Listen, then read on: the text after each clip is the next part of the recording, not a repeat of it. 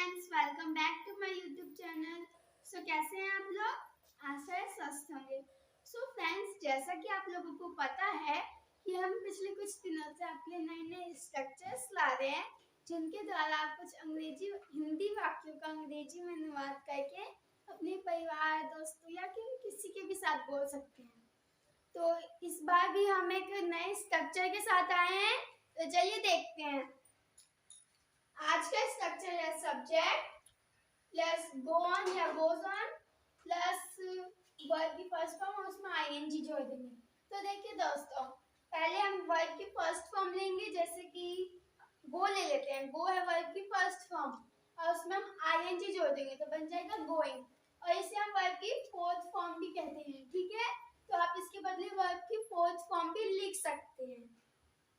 उसके बाद है ऑब्जेक्ट या अदर वर्ड्स। तो ये भी आपको पता है क्या होता है, और जैसा कि आपको पता होगा कि हर स्ट्रक्चर की कुछ ना कुछ पहचान होती है। तो जी हाँ, इसकी भी है।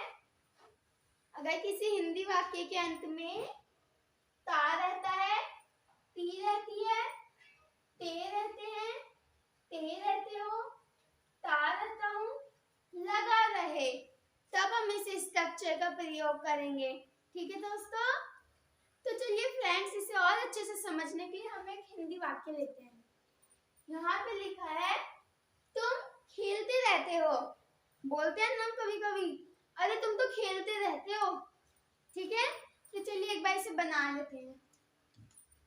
तो पहले तो हम देखते हैं कि इसके अंत में ते रहते हो लगा है, जो कि हमारे पहचान में भी यहाँ पे दिया है, ते रहते हो। ठीक है, तो चलिए बनाते हैं। पहले सब्जेक्ट है यू, मतलब तुम, यू। उसके बाद गो ऑन,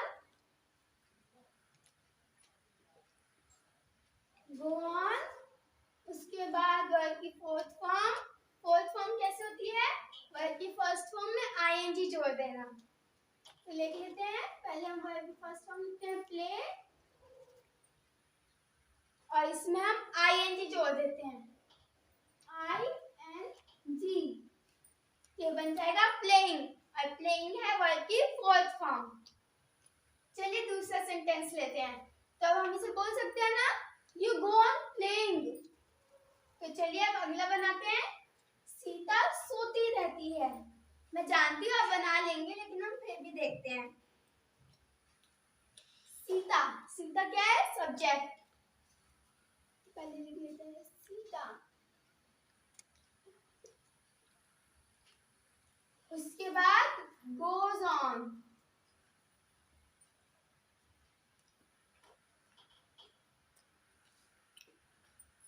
उसके बाद वर्ब की फोर्थ फॉर्म सोती।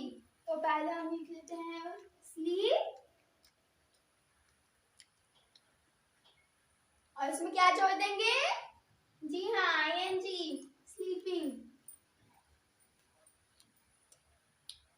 ये बन गया, सीता गोज ऑन स्लीपिंग, मतलब सीता सोती रहती है। चलिए एक और बनाते हैं। अब हम बोलते हैं, अरे सीता तो हमेशा सोती रहती है, बोलते हैं ना कभी कभी। तो चलिए इसे बनाते हैं। इसमें तो आपको पता ही है सब कुछ सेम रहेगा। तो चलिए बनाते हैं, subject Sita goes on sleeping,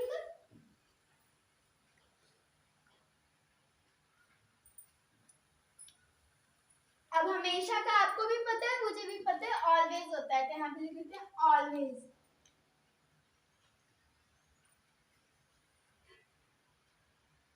तो देखिए दोस्तों, हमने बना लिया। अब हम बोल सकते हैं Sita goes on sleeping always. इसका हिंदी में क्या हुआ? सीता हमेशा सोती रहती है। तो चलिए अगला बनाते हैं। मैं जानती हूँ आप बना लेंगे, लेकिन एक बार फिर देख लेते हैं। तुम हमेशा बोलते रहते हो, इसे भी बोल सकते हैं ना, अरे भाई तुम तो हमेशा बोलते ही रहते हो। तो चलिए बनाते हैं। आपको पता है सब्जेक्ट है हमारा तुम, तो लिख लेते हैं यू। उसके बाद गो ऑन, उसके बाद वर्ब की फोर्थ फॉर्म, आपको पता है वर्ब की फोर्थ फॉर्म कैसे होती है? बोलना को लिख लेते हैं स्पीक और इसमें जोड़ देते हैं ing। You go on speaking. अब इसमें हमेशा लगा हुआ है तो इसमें हम लगा देते हैं ऑलवेज। अगर यहाँ पे हमेशा नहीं होता, सीधा लिखा था तुम बोलते रहते हो, तो हम ऑलवेज नहीं लगाते, सीधा लिख देते यू गो ऑन स्पीकिंग। अब यहाँ पे हमेशा लिखा है तो हमने ऑलवेज लगा दिया, you go on speaking always. तो चलिए अगला बनाते हैं, मेरा भाई हमेशा रोते रहता है। तो चलिए इसे बना लेते हैं। तो पहले हम लेते हैं सब्जेक्ट, सब्जेक्ट है my brother, my brother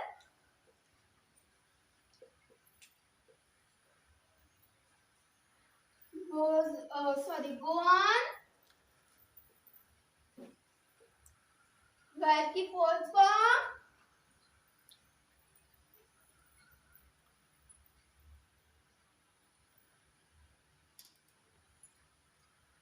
goes on। Verb की फोर्थ फॉर्म, अब रोने का होता है weep। हम यहाँ पे पहले weep लिखेंगे और इससे फोर्थ फॉर्म बनाने के लिए क्या करेंगे, ing जोड़ देंगे, weeping। ये बन गया हमारा वर्ब की फोर्थ फॉर्म। weeping मतलब पता ही है हम सबको, रोना। और हम लगा देंगे इसमें ऑलवेज। ऑलवेज क्यों लगाया? जी हाँ, क्योंकि यहाँ पे हमेशा लिखा हुआ है my brother goes on weeping always. तो चलिए अगला बनाते हैं। यहाँ पे लिखा है वह हमेशा हंसता रहता है, वह हमेशा हंसते रहता है। तो चलिए इसे बनाते हैं। वह के लिए लेते हैं ही के बाद लेते हैं गोज ऑन,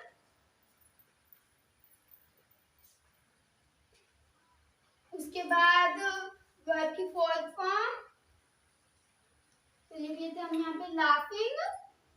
हंसने को हम सबको पता है लाफ कहते हैं, उसमें ing लगा देते हैं, ये बन जाएगा वर्ब की फोर्थ फॉर्म लाफिंग। अब देखिए तो हमारा बन गया। अब इसमें मेरे को क्या जोड़ना चाहिए आप बताइए? जी हाँ, हमेशा। तो हम लिख लेते हैं ऑलवेज। और अगर यहाँ पे हमेशा नहीं होता तो हमारा ही गोज ऑन लाफिंग पे ही खत्म हो जाता सेंटेंस। ठीक है दोस्तों, अब हम बोल सकते हैं he goes on laughing always। तो इसी तरह आप और भी वाक्य का अंग्रेजी में अनुवाद करके बोल सकते हैं जिनके अंत में ता रहता है, ती रहती है, ते रहते हैं, ते रहते हो, ता रहता हूँ। ठीक है। और दोस्तों मुझे आशा है आपने मेरे वीडियोस को देखते हुए अब अंग्रेजी के छोटे छोटे सेंटेंसों को बोलना शुरू कर दिया होगा। मैं ये भी जानती हूँ अब आप कई सारे सेंटेंस को हिंदी से अंग्रेजी में अनुवाद कर सकते हैं। तो ठीक है दोस्तों, अगर आपको मेरी ये वीडियो अच्छी लगे तो इसे लाइक, शेयर एंड सब्सक्राइब करना मत भूलिएगा। Good bye.